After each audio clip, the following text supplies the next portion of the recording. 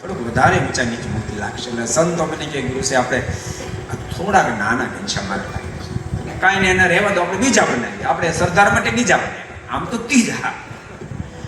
પછી તો ઘનશ્યામ મહારાજ એમ નમ ત્યાં હતા. પણ ગયા વર્ષે મહુવામાં જ્યારે પ્રાણ પ્રતિષ્ઠા મહોત્સવ ચાલતો હતો એ વખતે રાજોપચારમાં આ ઘનશ્યામ મહારાજ એમાં અભિષેક કરતા હતા ને એ વખતે બરાબર હું દર્શન કરવા ગયો અને હૃદયમાં મૂર્તિ ઉતરી મનમાં થયો, આટલા બધા અદભુત ઘનશ્યામ મહારાજ આ આમનામ આપણે રાખીએ ઠીક નહીં. સંકલ્પ ત્યારે કર્યો આ ઘનશ્યામ મહારાજને આપણે કૃષ્ણ દાદા બોટાદમાં પધરાવ્યા. અને તમને ખબર ને તમે તો ગ્રસ્ત ભક્તો ખાલી તમે દીકરા લગ્ન કરવાનું વિચારો, પછી આમ તો લગ્નનો વિધિ તો કલાકનો, પણ એના માટે કેટલો આગળ પાછળ કરવું પડે ને કે એટલોય ખર્ચો કરવો પડે. એમ ઘનશ્યામ મહારાજ તો પધરાવવાનો સંકલ્પ કર્યો, પણ એને લઈને પછી આખો માંડવો માહોલ ને સાચું તમને કહું છું ઘનશ્યામ મહારાજ સ્થાપિત કરવાનો વિચાર કર્યો, પણ ધનુર્માસ આવતો હતો એટલે આપણે નક્કી કર્યું કે ધનુર્માસમાં જો ઘનશ્યામ મહારાજ નહીં પધરાવી શકે, પરમ પૂજ્ય મહારાજ સાથે ચર્ચા કરી. મહારાજ કે આપણે એક કામ કરીએ, એનો પહેલા કેવું મુહૂર્ત આવે, એટલે મેં રવિન્દ્રભાઈ શાસ્ત્રી ફોન જોડે કે 5 તારીખ આવે. મહારાજ કે આપણે એક કામ કરીએ 5 તારીખ ઘનશ્યામ મહારાજ પધરાવી દઈએ, અને પછી એમ માનશું શતામૃત મહોત્સવ અને ઘનશ્યામ મહારાજની પ્રતિષ્ઠા બે ભેગી ઉજવે એમ માની પછી મોટો ઉત્સવ થયો. અને ભક્તો રાધા કૃષ્ણ દેવ તો નાના સિંહાસનમાં હતા, એટલે મોટું ભવ્ય સિંહાસન બનાવતું સુવર્ણનું. તો 3 મૂર્તિ તો સામે ને એમાં, એટલે સિંહાસન ઉઠ્યું. એટલે પછી રાધા કૃષ્ણ દેવ એનો પ્રાણ કળશમાં લઈ અને એને એક બાજુ કર્યા. અને એને પણ શેખ એ કારીગરને શેખ બહુ સારા કારીગર છે, કનૈયાલાલને બોલાવીને એને પણ ઘનશ્યામ મહારાજનું અદ્ભુત રૂપ આપી દીધું. અને ત્રણેય મૂર્તિ એવી અદ્ભુત થઈ ગઈ. હવે તો જેટલા મધ્ય ખંડમાં હોય એટલા ઘનશ્યામ મહારાજના ખંડમાં ભક્તો ઉભા. તમે જોજો ગમે ત્યારે જાઓ, અહીંથી ખસવાનું મન ન થાય. હરિકૃષ્ણ એટલા બધા રૂપાળા ખસવાનું મન ન થાય, અને અહીંથી ખસો તો ઘનશ્યામ મહારાજ ને રાધા કૃષ્ણ દેવ ખસવાનું. એટલા સ્વરૂપો બોટાદની ધરતી ઉપર સ્થાપિત થઈ ગયા છે. બોટાદના ભક્તોને મારી ભલામણ છે, આ સ્વરૂપોનો ખૂબ લાભ લેજો, ખૂબ લાભ લેજો. ભગવાનના ભક્તો એક દિવસ એવો વંધ્ય ન જાવો જોઈએ કે આપણે દર્શન કર્યા પછી વંધ્ય ન થવું. આપણે એકવાર દર્શન દિવસના કર્યા પછી તરત એમ ધારો બીજી ફેરી દર્શન, હવે ત્રીજી ફેરી દર્શન. એવા અદ્ભુત સ્વરૂપે હરિકૃષ્ણ મહારાજ ઘનશ્યામ મહારાજ રાધા કૃષ્ણ દેવ બિરાજી રહ્યા છે. ભગવાન શ્રીજી બોલ્યા છે, વળી મનોહર મૂર્તિ મંદિરમાં સુંદર સાર, જે નિરખે નયણા ભરી તે પામી જાય ભાવ પાર. મંદિરની મહત્તા છે. ભગવાન શ્રી હરિ બોલ્યા છે, જે કોઈ ભક્તો મંદિરમાં સેવા કરે એનો બેડો પાર કરી દે, બેડો પાર કરી દે. ભગવાનના ભક્તો આ તમે ઉત્સવમાં સેવા કરી મંદિરમાં કરી રહ્યા છો, કારણ કે એને સંલગ્ન બધી વસ્તુ છે. તમે યાત્રી ગૃહમાં સેવા કરી મંદિરમાં જ કરી એમ સમજો. તમે હવેલીમાં સેવા કરી મંદિરમાં જ કરી. મંદિરના સંકુલની અંદર જ્યાં પણ તમે સેવા કરી છે એ બધી સેવા મંદિરની જ તમે કરી છે. કેટલો મહિમા આગળ લખ્યું મહારાજ બોલ્યા અને નિશ્વાસમાં લખ્યું, જેણે કરી મંદિરની સેવા રે, વળી પૂજા સંત મુક્ત જેવા રે. જેણે કરી મંદિરની સેવા રે, વળી પૂજા સંત મુક્ત જેવા રે. સેવા રે વળી પૂજા સંત મુક્ત જેવા રે. ભક્તો મંદિર બહુ અદભુત પૂજ્યપાદ વિષ્ણુ સ્વામી બનાવ્યું છે. અત્યારે આખું સંપૂર્ણ નવકલેવર થઈ ચૂક્યું, પણ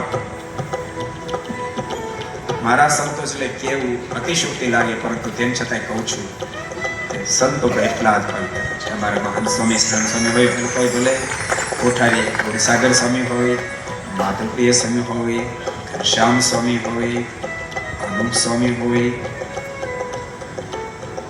શાંત ભગત હોય, એક બે સ્વામી નહીં ગયા,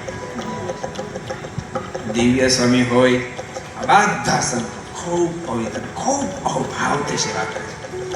મારા અનુપ સ્વામી છે ને એ પૂજાય છે, એ બિલકુલ બાળક જેવી પ્રકૃતિ, એટલી બધી બાળક જેવી પ્રકૃતિ.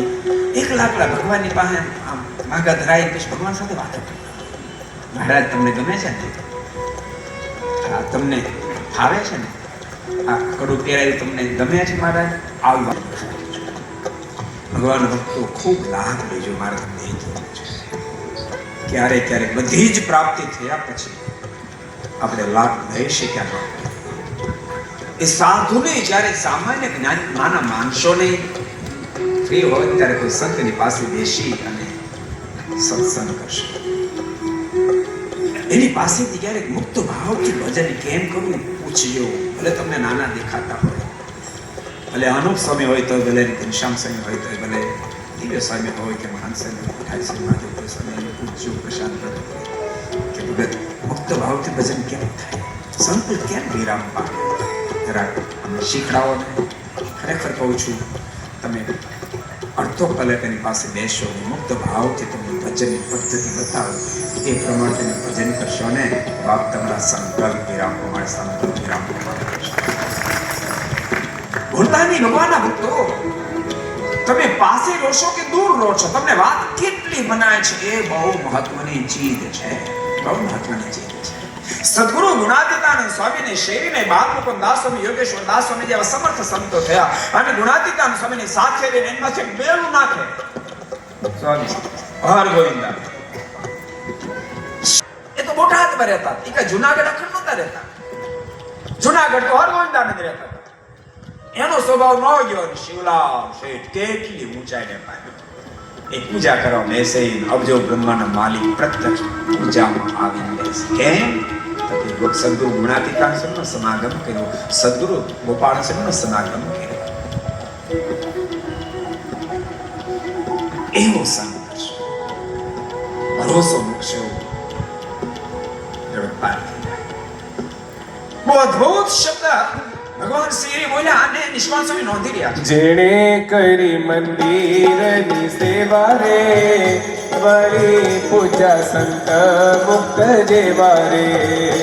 જેણે કરી મંદિરની સેવા રે, વળી પૂજા સંત મુક્ત જેવા રે. કરી ભક્તિ અતિ ભલે ભાવે રે, કરી ભક્તિ અતિ ભલે ભાવે રે. તેને તુલ્ય કહો કોણ આવે રે, તેને તુલ્ય કહો કોણ આવે રે. સેવન કર્યું, મંદિરમાં સેવા કરી, સાથે સાથે સંતે જે પ્રમાણે કીધું એ રીતે પરમાત્માની આરાધના કરી. એનો અદ્ભુત ફળ, કેટલો અદ્ભુત ફળ તો નિષ્કાળ સ્વામીએ નોંધ્યું. એનું ફળ છે અક્ષરધામ રે, પામી થશે તે પૂરણ કામ રે.